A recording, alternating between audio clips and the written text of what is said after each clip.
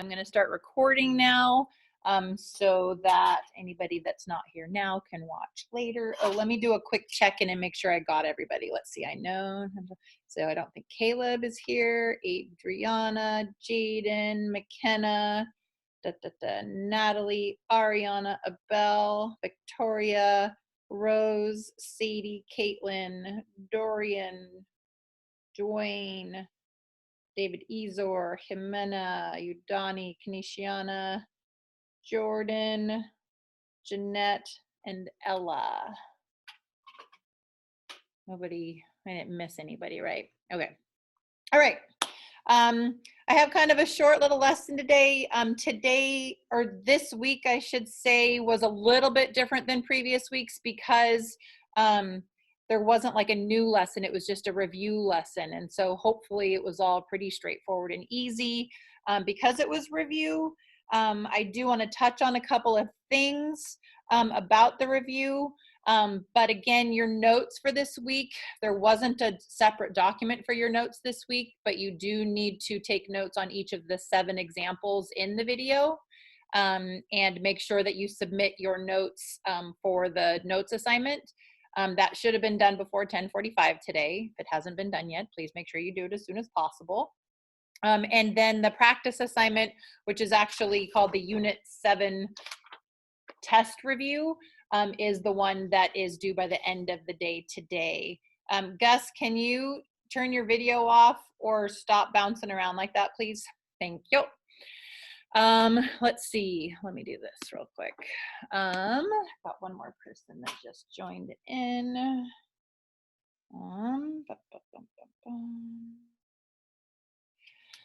So a couple of things I want to talk about on the note of the assignment today, because it says test review. You might be wondering, is there going to be a test? The math department teachers, we all talked about it. I can provide an alternate assignment for you if you're interested, but I'm not going to assign a test on top of what I'm already assigning you guys.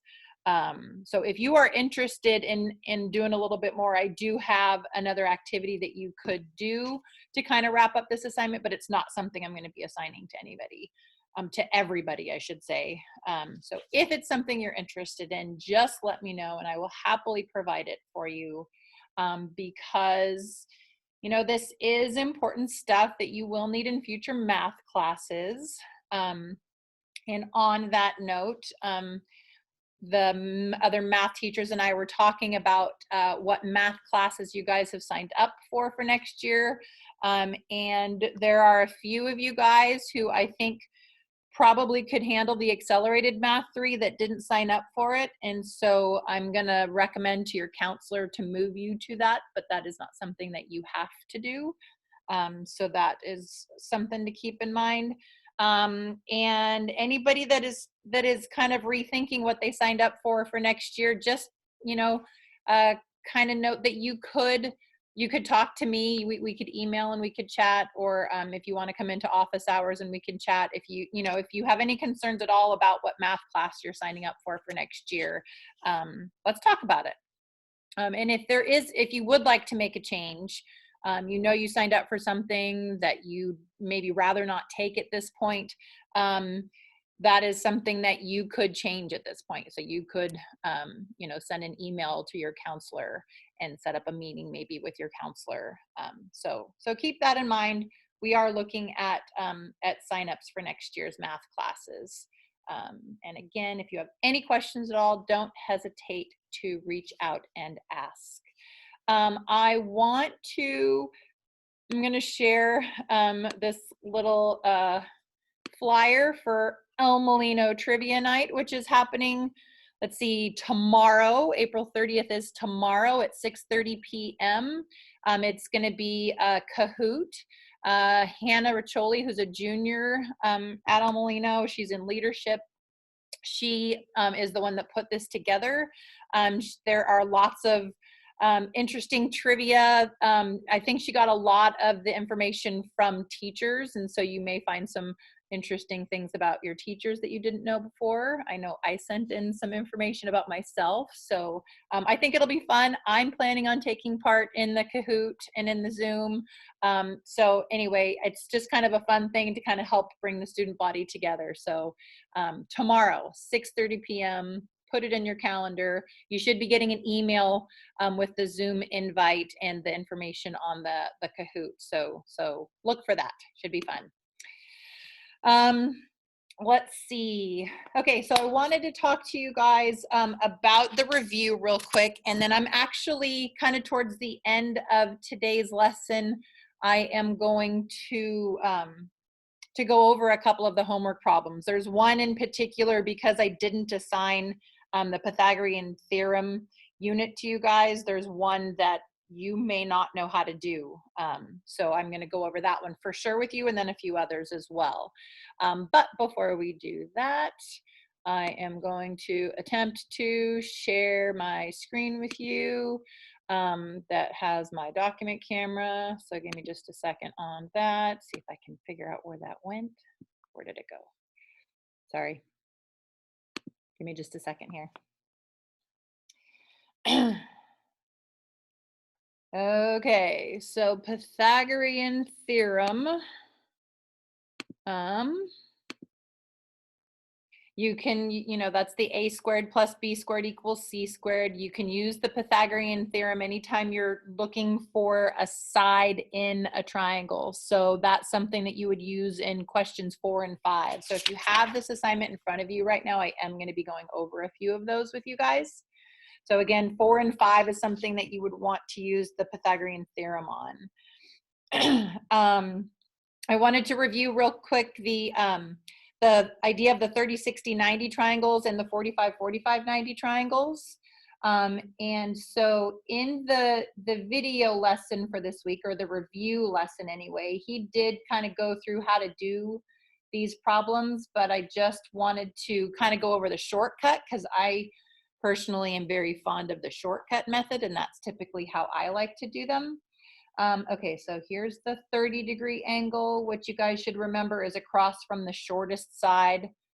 The 60-degree angle is across from the medium length side, or the root 3, and then the 90-degree angle is across from the longest side too.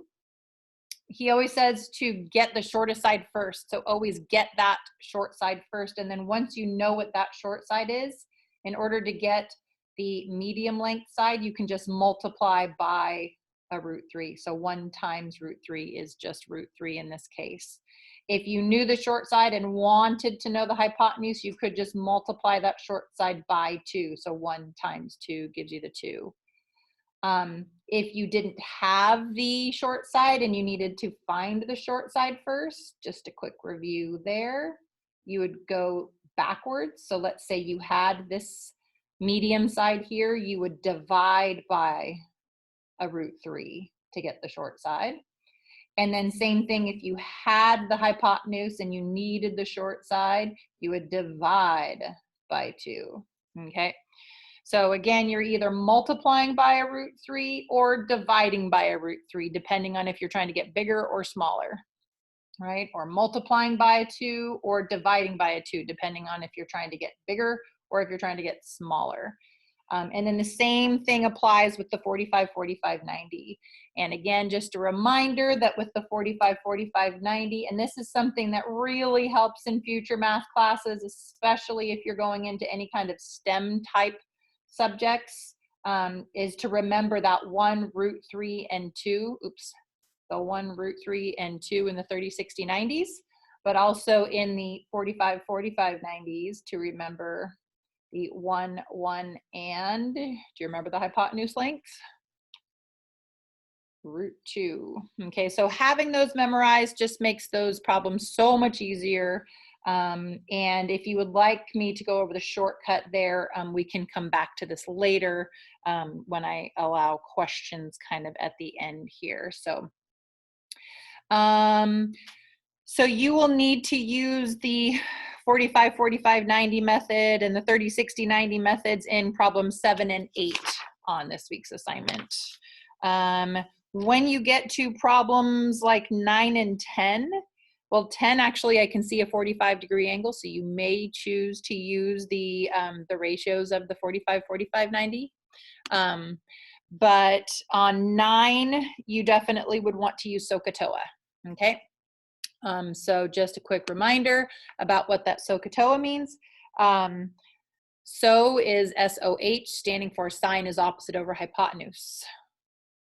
Ca is cosine is adjacent over hypotenuse, and then the TOA is tangent is opposite over adjacent. Okay, so just a quick reminder about that. If you've watched this week's video, there was a silly little song at the end that was supposed to be Lady Gaga. That's supposed to be a way to help you remember it, and it was just kind of silly. And I don't have that song memorized. The SOHCAHTOA works best for me. On the back of the lesson for this week, or the practice assignment for this week, on 11 and 12, you will need to use the inverse trig functions. Remember, anytime you're looking for an angle, right, instead of looking for a side, which is what you use the SOHCAHTOA for, if you're looking for an angle, a missing angle in a triangle, like you do on 11 and 12, you use the inverse trig. And so, you know, you would do like inverse sine of 44 over 52. That kind of thing. And that's something that you plug right into your calculator. You use that second button on the calculator to, you know, second sine would do the inverse sine. So just a quick reminder about that. And then there was the angle of elevation and angle of depression. So maybe I'll share again, because I think that this is something that people tend to have a hard time with. The angle of elevation, I think, is a little bit more straightforward. It's always from a horizontal line. The angle of elevation is the degrees, you know, the number of degrees to go up to, you know, if you're looking up at something that's at this point up here, it's from the horizontal, what's the angle created up to that. And again, that's the angle of elevation. The angle of depression goes the other way, where you have a horizontal, and this ends up feeling kind of backwards, but you're going to measure down from the horizontal. Okay, and that's the angle of depression. And oftentimes what I end up doing on these, if you looked at how I did these problems, I'll find this angle that goes in here. So if this makes a right angle there, I'll figure out what the other side of that right angle is by doing 90 degrees minus that angle of depression to figure out what that angle in there is. And then I can usually use that to find the missing parts of a problem like that. Okay, and so again, that's angle of elevation and angle of depression. I want to talk about number 2 real quick, because for a lot of people on the algebra reviews, some people are not just factoring, they're solving these. So make sure you're following the directions. The directions say factor. So you figure out what multiplies to be that, which is what a lot of people were doing. But then some people were going a step further and saying x equals something and x equals something. That's not what this is asking for. This is asking for what is it that multiplies to be that, right? So I'm going to think what multiplies to be the 2x squared is a 2x and an x. And then I think what multiplies to be the -7, and I figure out what I'm going to put there and there. And once you figure that out and you've checked it to make sure, right, where you distribute and you distribute, once you've checked it, that's it, you're done. Okay, so again, factor means leave it like that. Solve, it's when it says solve, when you write x equals something and x equals something. So keep that in mind. Let's see, I wanted to show you guys number 6. If you would like to just cross off number 6, you can. That's not something that I showed you guys how to do, but I'll talk about how to do it because I think it is kind of an interesting one. So on number 6 here, we are supposed to see if this triangle is a right triangle or if it's an acute triangle or obtuse triangle. So remember what an acute triangle is. An acute triangle is a triangle that has all angles that are less than 90 degrees. So it's a cute little triangle. An obtuse triangle is when one of the angles is larger than 90 degrees. Okay, and so there can only be one angle that's bigger than 90 degrees, but it's going to be kind of a funny shaped triangle where you've got one really big angle, right? So that angle right in there would be a really big angle, and so that's an obtuse triangle. So the way you decide if it's acute, obtuse, or a right triangle is you kind of apply the Pythagorean theorem. So this looks like it might be a right triangle. So I'm going to try 12 squared plus 7 squared, and I simplified what that came out to be. And then I checked to see what the hypotenuse squared would be if this was a hypotenuse. Okay, and then what I found out was that the 12 squared plus 7 squared came out to be bigger than the 13 squared. If they had come out to be equal, that means a squared plus b squared equals c squared, and that would mean that it is a right triangle. Okay, but they're not equal, so that means it's either obtuse or acute, because a squared plus b squared is not equal to c squared. So just so you guys know, when I did this, I got that the 12 squared plus 7 squared came out to be 193, which was bigger than the 169. And so because of that, the triangle is obtuse. Okay, so again, if these two in an obtuse triangle, if these sides squared and added together comes out to be bigger than that the longest side squared, then it's obtuse. So that's what's happening with that one there. Let's see. I also wanted to kind of show you guys the setup on number 23. Okay, so again, just a reminder, you're going to use the special right triangles on 7 and 8. Let's see if I can get this to move there. So 7 and 8, you're going to use 30, 60, 90, 45, 45, 90. For 9 and 10, you'll want to use SOHCAHTOA because you're looking for missing side lengths. But again, this is a special angle, so you may just use 45, 45, 90 on that one. When you get to the back, 11 and 12, because you're looking for an angle, you're using inverse trig. And then 23, I thought it was a little bit confusing the way it was described, and so I thought I'd go through it with you guys. So we've got these algebros. They're going boating. Mr. Kelly and Mr. Brust ended up off course, and when they realized they needed to boat back to Mr. Sullivan, they were 400 feet apart. So when it says they were 400 feet apart, that's referring to Mr. Kelly and Mr. Brust were 400 feet apart. Okay, so you can kind of start by drawing, well, here's the 400 feet that Mr. Brust and Mr. Kelly are apart. Okay, so I'll put Mr. Brust here and Mr. Kelly over here. And then it goes on to say the angle between each other and Mr. Sullivan for each of them was 45 degrees. Okay, so the angle between the other guy and Mr. Sullivan, who's going to be up here somewhere, is 45 degrees. So that angle is 45 degrees, and also for Mr. Kelly, the angle from, you know, Mr. Brust up to Mr. Sullivan, that's also 45 degrees. Okay. And guess what kind of angle this up here ends up being if these are both 45. All right, so that's what the drawing for 23 should look like. And again, I didn't think that one was super obvious. And so, oh, here's Mr. Sullivan up here. So I wanted to kind of get you guys started on that one. And let's see, the last thing I want to talk about before I let you guys go, I will go over questions if people do have other questions besides those, but I have a survey that I'm actually going to push out to you guys right now. That's just kind of a check-in to see how things are going with math for you right now. So it's a Google form. It shouldn't take you more than 5 minutes. You could even start it, you know, now while we're finishing up our Zoomed here.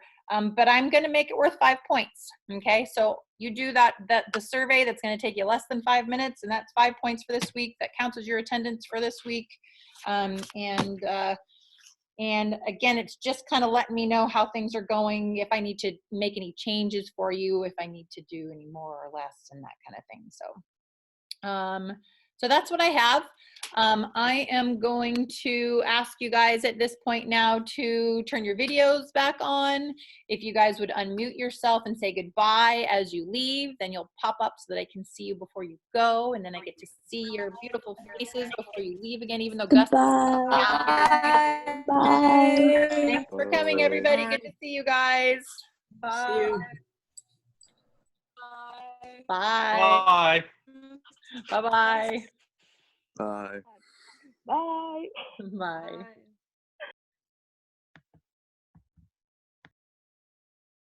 Maddie, are you still there?